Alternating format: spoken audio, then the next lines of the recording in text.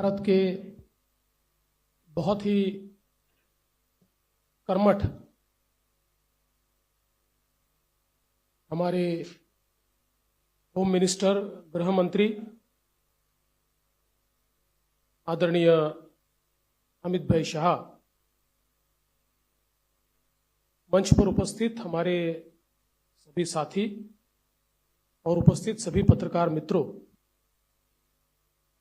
सबसे पहले मैं आप सभी का इस संकल्प पत्र विमोचन में बहुत बहुत स्वागत करता हूं और हमें बहुत खुशी है कि जिनकी प्रेरणा से इस पूरे भारत में हम लोग काम करते हैं, ऐसे हमारे प्रधानमंत्री माननीय नरेंद्र मोदी जी, इनके संकल्पों को महाराष्ट्र में यथार्थ में लाने का काम इस संकल्प पत्र के माध्यम से हो रहा है और भारत में हम सभी को जो ऊर्जा देते हैं, लड़ने की ताकत देते हैं और सामने खड़े रहकर हमारे साथ जो हमेशा युद्ध में आगे होते हैं, ऐसे आदरणीय गृह मंत्री अमित भाई शाह जी के हाथों से ये संकल्प पत्र का विमोचन हो रहा है। हे संकल्प पत्र म्हणजे विकसित भारताकरता विकसित महाराष्ट्र तयार करण्याचा रोडमॅप आहे। मी आपल्याला आठवण करून देतो, 2014 साली आम्ही एक संकल्प पत्र जारी केलं होतं आणि 2019च्या निवडणुकीला सामोरं जाताना त्या संकल्प पत्रातल्या कुठल्या कुठल्या गोष्टी आम्ही पूर्ण केल्या या संदर्भात एक रिपोर्ट कार्ड देखील दिलं होतं। त्यामुळे भारतीय जनता पार्टी करता किंवा महायुती करता संकल्प पत्र म्हणजे केवळ कागदाचं डॉक्युमेंट नाहीये, तर त्या दिशेने पूर्ण ताकदीने काम करण्याकरता एक अतिशय पवित्र अशा प्रकारचं हे डॉक्युमेंट आहे। आणि मला याची कल्पना आहे, आज 12 वाजता एक स्थगिती पत्र देखील जारी होणार आहे। या महाराष्ट्रामध्ये ज्यांना केवळ चालणाऱ्या प्रोजेक्ट्सला स्थगिती देण्यामध्ये रस आहे, अशा लोकांचं एक पत्र 12 वाजता या ठिकाणी येणार आहे। पण मी एकच गोष्ट सांगू इच्छितो, महाराष्ट्रातल्या जनतेचा विश्वास हा निश्चितपणे महायुतीवर आहे, भारतीय जनता पक्षावर आहे। आजचं जे संकल्प पत्र आहे याच्यामध्ये अनेक गोष्टी आहेत, पण ज्या 25 गोष्टी आम्ही हायलाइट केलेल्या आहेत, या 25 गोष्टींमध्ये 10 गोष्टी, आमचे पहिले 10 मुद्दे हे जो आम्ही महायुतीचा 10 कलमी कार्यक्रम म्हणून घोषित केला, तेच 10 मुद्दे आमचे असणार आहेत। याच्यामध्ये लाडक्या बहिणींना पुढच्या काळामध्ये 1500च्या ऐवजी 2100 रुपये देण्याचा आमचा संकल्प आहे। शेतकऱ्यांची कर्जमाफी करण्याचा आमचा संकल्प आहे, कारण शेतकऱ्यांना आम्ही ऑलरेडी मोफत वीज दिलेली आहे, पण शेतकऱ्यांची कर्जमाफी आम्ही करतो आहोत आणि त्यासोबत आम्ही भावांतर योजना आणतो आहोत। म्हणजे हमी भावापेक्षा जर कमी भावामध्ये मार्केटची खरेदी सुरू झाली तर हमी भावाने खरेदी तर करूच, पण ज्या ठिकाणी हमी भावाने खरेदी होणार नाही त्या ठिकाणी भावांतर योजना राबवून जो काही मधला डिफरन्स आहे तो थेट शेतकऱ्याच्या खात्यामध्ये टाकण्याचा निर्णय आम्ही घेतलेला आहे। आणि हे आम्ही मागच्या वर्षी देखील करून दाखवलं। आपल्याला कल्पना आहे की आंतरराष्ट्रीय बाजारपेठेमुळे कापूस आणि सोयाबीनचे भाव पडल्यानंतर आम्ही लोकसभेपूर्वी निर्णय घेतला होता की भावांतर योजनेतून आम्ही पैसे देऊ आचारसंहिता संपल्याबरोबर ते पैसे थेट शेतकऱ्यांच्या खात्यामध्ये आम्ही दिले आहेत. आम्ही या ठिकाणी प्रत्येक गरिबाला अन्न आणि निवाऱ्याचा हक्क हा देण्याचा निर्णय घेतलेला आहे. आणि जी वृद्ध पेन्शन योजना आपण चालवतो, ज्याच्यामध्ये 1500 रुपये आपण देतो, ते 1500 रुपयावरनं 2100 रुपये आपण करण्याचं ठरवलंय. किंबहुना अशा प्रकारच्या सहाय्यतेच्या जेवढ्या योजना आहेत, मागच्या काळामध्ये महायुतीच्या सरकारने 1500 रुपये केले होते, ते 1500 रुपयाचे 2100 रुपये आता पुन्हा महायुतीचं सरकार आल्यानंतर आम्ही त्या ठिकाणी करणार आहोत. यासोबत ज्या जीवनावश्यक वस्तू आहेत त्यांचे भाव स्थिर ठेवण्याकरता आम्ही त्या ठिकाणी मार्केट इंटरव्हेन्शन करणार आहोत. येत्या काळामध्ये 25 लाख रोजगाराची निर्मिती ही महाराष्ट्रामध्ये करण्याचं लक्ष्य आम्ही ठेवलंय. आत्ता ज्या गतिशीलतेनं महाराष्ट्रामध्ये औद्योगिकरण होत आहे आणि एफडीआय मध्ये देशाच्या 52% एफडीआय आपल्याकडे आलाय, मला विश्वास आहे की 25 लाख रोजगाराच्या संधी आम्ही तयार करू. आणि त्याचसोबत 10 लाख विद्यार्थ्यांना या ठिकाणी विद्यावेतनाच्या माध्यमातून आम्ही त्या ठिकाणी नोकऱ्या करण्याकरता किंवा त्यांना रोजगार देण्याकरता अग्रसर असणार आहोत.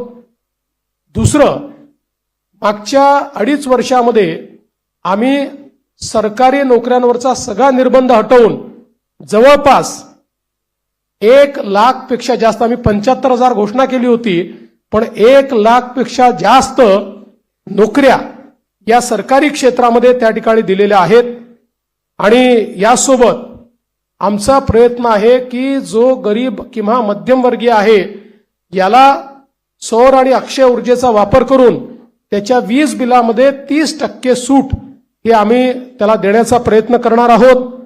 त्यासोबत सरकार स्थापनेच्या 100 दिवसामध्ये विजन महाराष्ट्र 2029 अशा प्रकारचं एक विजन डॉक्युमेंट हे आम्ही तयार करू. विज्ञान आणि तंत्रज्ञानाच्या क्षेत्रात आम्ही महाराष्ट्राला पहिल्या क्रमांकावर कसं ठेवायचं हा आमचा प्रयत्न असेल. मेक इन महाराष्ट्राचं जे धोरण आहे ते अधिक प्रभावीपणे राबवून याला मोस्ट प्रेफर्ड डेस्टिनेशन अशा प्रकारची परिस्थिती आम्ही तयार करू. महाराष्ट्राला फिनटेक आणि एआय याचा हब म्हणून आम्ही तयार करू. फिनटेक आणि एआय मध्ये सर्वात जास्त पुढच्या काळामध्ये रोजगाराची निर्मिती होणार आहे आणि त्याचं सर्वात मोठं केंद्र हे महाराष्ट्र असेल. यासोबत एरोनॉटिकल आणि स्पेस या क्षेत्रामध्ये उत्पादनाच्या संधी आहेत, त्या संदर्भात आमचं सरकार काम करेल. आम्ही असं ठरवलंय की शेतकरी या ठिकाणी जे काही खत खरेदी करतात त्याच्यावर जो एसजीएसटी आम्हाला मिळतो तो एसजीएसटी आम्ही शेतकऱ्यांना परत करणार आहोत. त्यासोबत आम्ही शेतकऱ्यांकरता मोठ्या प्रमाणात जी मूल्य साखळी आहे ती मूल्य साखळी तयार करण्याचा आमचा प्रयत्न असणार आहे, जेणेकरून शेतमालाला त्या ठिकाणी मोठ्या प्रमाणात भाव मिळेल. 2027 पर्यंत आता महाराष्ट्रामध्ये 11 लाख लखपती निधी आम्ही तयार केलेले आहेत.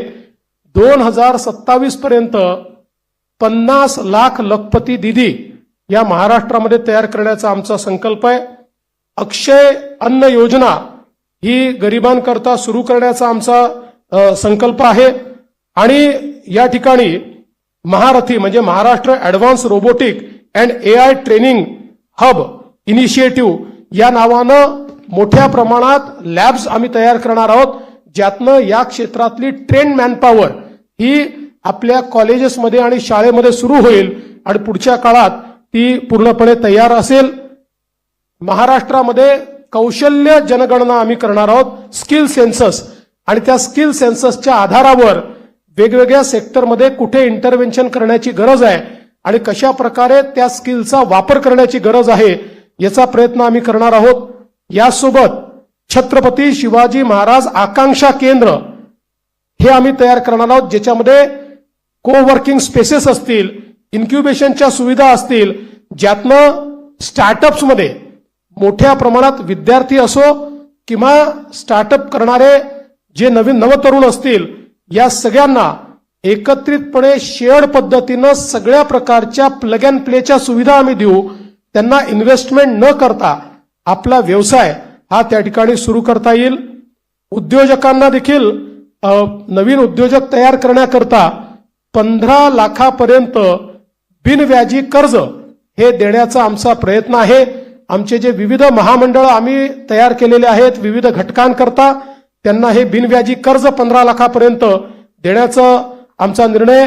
यासोबत ओबीसी असतील, ईबीसी असतील, ईडब्ल्यू असतील, एनटी असतील, व्हीजेएनटी असतील आणि अर्थातच एससी आणि एसटी असतील या सगळ्यांना शिक्षण शुल्क आणि परीक्षा शुल्काची प्रतिपूर्ती करायची हा निर्णय देखील या ठिकाणी आम्ही घेतलेला आहे.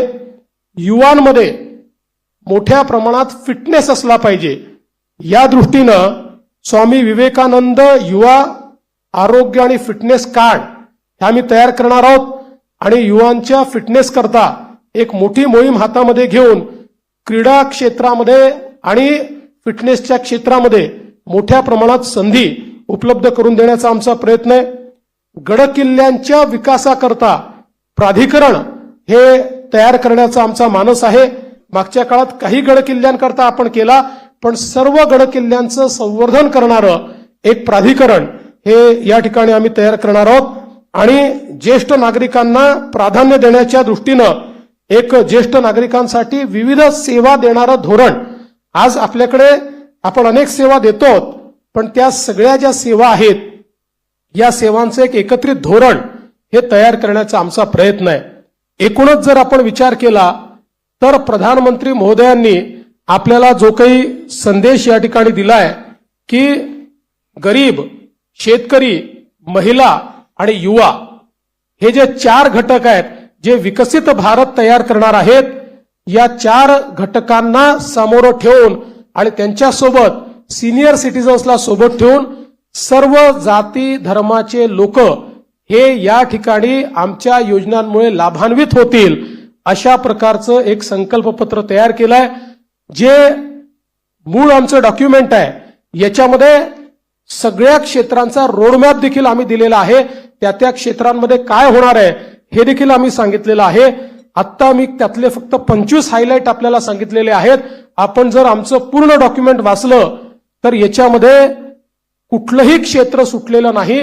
सगळ्या क्षेत्रामध्ये विकसित भारताचा रोडमॅप हा आम्ही मांडलेला आहे. विकसित महाराष्ट्राचा रोडमॅप मांडलेला आहे आणि आमचा प्रयत्न आहे जसं आत्ता सुधीर भाऊंनी सांगितलं की या ठिकाणी आम्ही अर्ध्या ट्रिलियनचा मार्क महाराष्ट्राने पार केलाय आणि महाराष्ट्र देशातली पहिली $1 ट्रिलियन इकॉनॉमी करण्याकरता आम्ही सगळे संकल्पित आहोत. या दृष्टीनं ह्या संकल्पपत्र आम्ही तयार केलाय. हे संकल्पपत्र तयार करण्याकरता सन्माननीय सुधीरभाऊ मुनगंटीवार आणि विनयजी सहस्त्रबुद्धे यांच्यासोबत ज्या टीमने काम केलं त्या टीमचं मी मनापासून आभार मानतो. खूप जवळपास महिने, 1.5 महिने, 2 महिने एक मोठी प्रक्रिया राबवून त्यांनी या ठिकाणी हे संकल्पपत्र केलेलं आहे आणि 2029च्या निवडणुकीला जेव्हा सामोरे जाऊ त्यावेळी या संकल्पपत्रासोबत एक रिपोर्ट आम्ही देऊ की या संकल्पपत्रात काय सांगितलं होतं आणि आम्ही काय काय पूर्ण केलं अशा प्रकारचा रिपोर्ट देखील आम्ही आपल्या समोर ठेवू. खूप खूप धन्यवाद.